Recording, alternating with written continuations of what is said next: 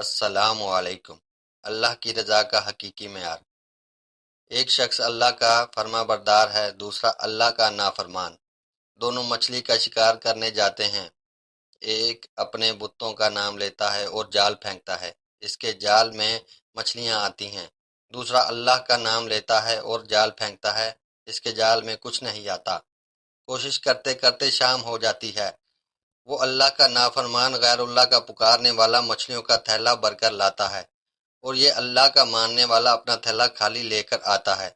اللہ کا فرشتہ کرامن کاتبین، حساب کتاب لکھنے والا فرشتہ غمگین ہوتا ہے اور عرض کرتا ہے، اے اللہ، وہ تیرا نام لینے والا خالی ہاتھ آ گیا ہے اور تیرے دشمنوں کا نام لینے والا مچھلیوں سے بھرا ہوا تھیلا لا رہا ہے۔ اس پر اللہ رب العزت فرشتے کو ان دونوں کا آخرت میں ٹھکانہ دکھاتے ہوئے کہتے ہیں کہ دیکھ، جو مچھلیاں بھر کے لا رہا ہے اس کا ٹھکانہ جہنم ہے۔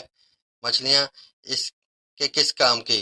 اور جو خالی ہاتھ آ رہا ہے اس کا مسکن یہ جنت ہے اور اس کا کوئی بدلہ نہیں ہے۔ جیسے ہم کہتے ہیں کہ وہ اتنے نافرمان ہیں لیکن پھر بھی مزے کر رہے ہیں، اور یہ اتنے فرما بردار ہیں پھر بھی تکلیفوں میں مبتلا ہیں۔